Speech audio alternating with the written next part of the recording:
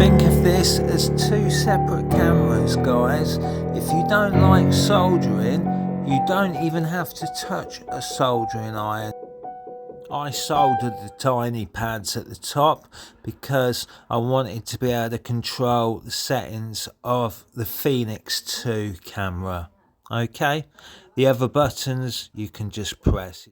You don't need to make your TX confusing.